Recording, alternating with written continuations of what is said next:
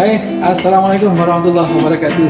Teman-teman sekalian, kembali bersama Bang Kreator dari Balik Beli Kreator. Teman-teman dari Sabang sampai Merauke hingga Pulau Nias hingga Pulau Rote, kita berjumpa kembali. Kali ini masih dengan anak-anak lonceng. Ini lebat sekali, dan ini juga masih kerucil-kerucil. Dan ini rahasianya ada pada ini, banyak sekali. Dan ini akan beregenerasi nanti setelah kita panen, dia akan kita akan menunggu pembesaran yang ini. Begini teman-teman, bisa selebat ini, bisa semenyenangkan itu. Banyak pentil atau apa namanya pentil itu ya bakal buah ya. Ini lebat sekali. Rahasianya ada pada perkawinan atau penyerbukan. Jadi belunceng termasuk tumbuhan yang berkelamin ganda. Satu batang atau satu pohon ini bisa memungkinkan ada bunga jantan dan ada bunga betina. Beda dengan salak, beda dengan kurma, beda dengan belinju. Itu kalau satu pohon jantan ya jantan semua.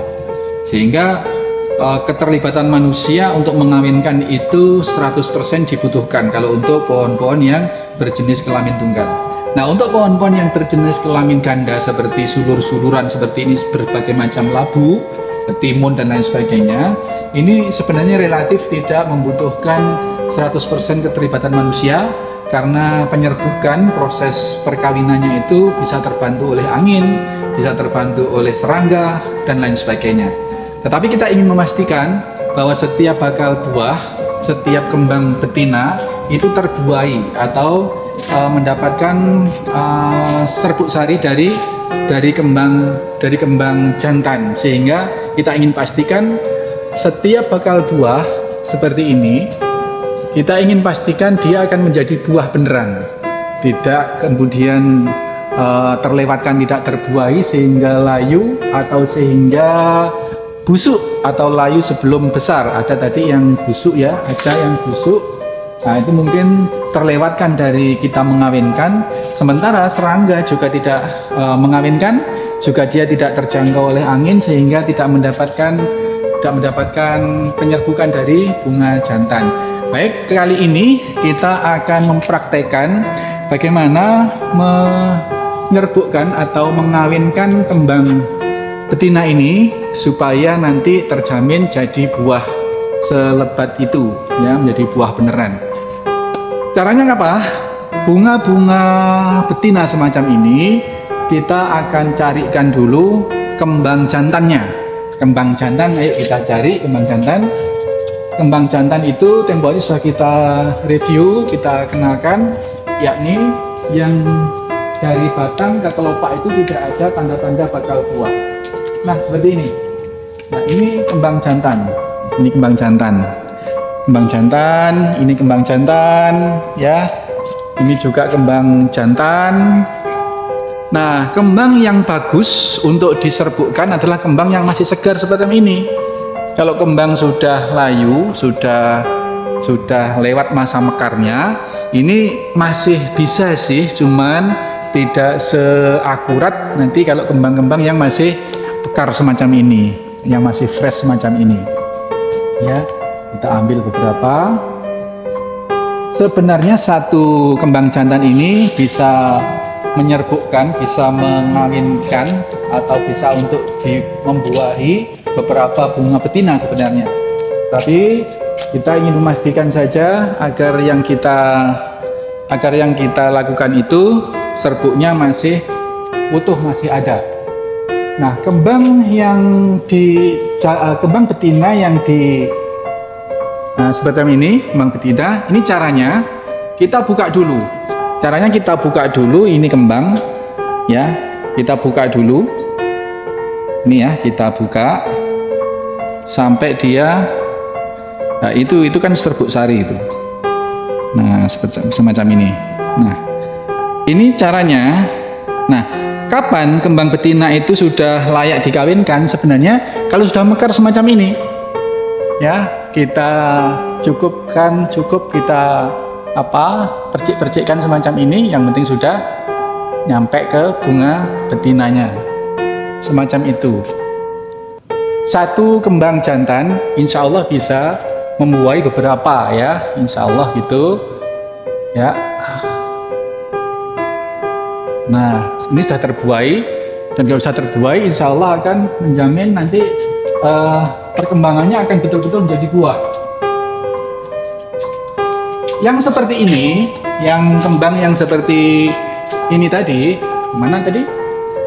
Nah, yang seperti ini sebenarnya seperti halnya ini juga belum mekar sebenarnya, cuman sudah memiliki serbuk sari di dalamnya. Ini sebenarnya juga akan lebih elok lagi dikawinkannya kalau sudah mekar seperti yang pertama dan kedua. Tetapi tidak mengapa, yang penting ini serbuk sari ini bisa membuahi atau bisa sampai ke sana, ke kembang yang betina. Jadi kalau belum terbuka seperti ini sudah terbuka sedikit, kita bisa buahi semacam ini. Ini juga itu ada serangga yang berpindah dari bunga jantan berpindah ke bunga betina, itu sudah membawa serbuk sari sebenarnya, sehingga sebenarnya sudah bisa membuahi. Nah, ada juga teknik pembuahan itu dengan cara apa? Dengan cara tidak hanya ini perhatikan, ini serbuk ini yang nempel ini sebenarnya juga serbuk sari. Ini juga bisa membuahi. Jadi ini kalau misalkan mau dengan cara yang lain, tidak diketekkan seperti itu, seperti ini misalkan, nah ini terus dimasukkan di kelopak atau di tempat betina misalkan, nah itu insya Allah bisa dimasukkan seperti ini, dibiarkan, itu bisa. Ada lagi yang cara membuahinya itu dengan cara ditanam di dalam kelopak betina.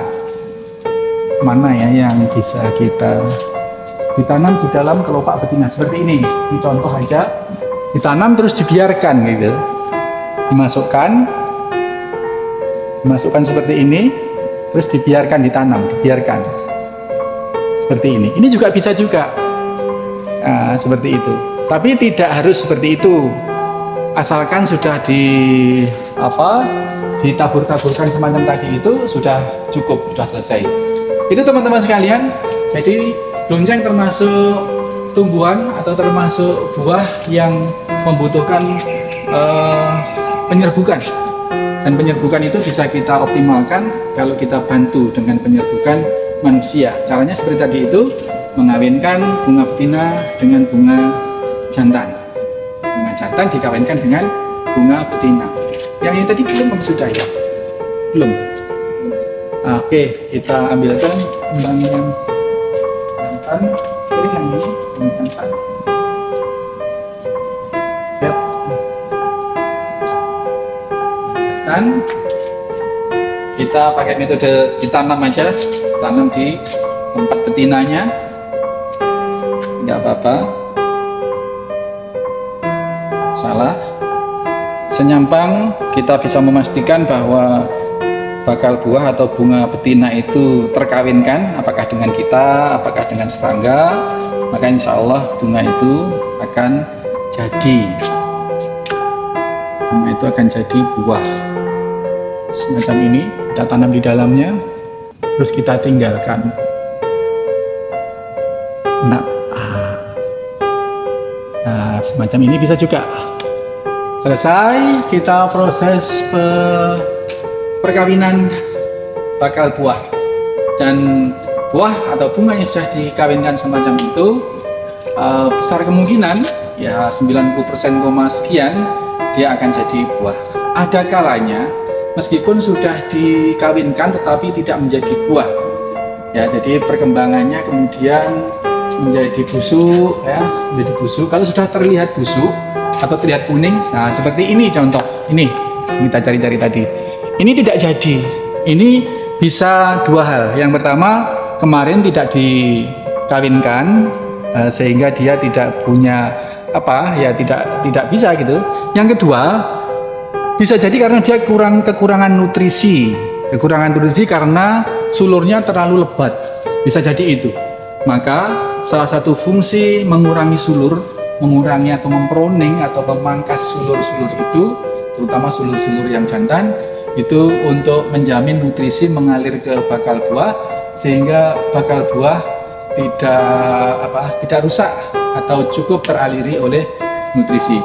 Demikian teman-teman sekalian, tema kita mengawinkan lonceng atau buah-buah yang bersulur-sulur, semuanya rata seperti itu ya, mau labu siam, mau labu kuning, mau semua labu memiliki karakteristik yang sama.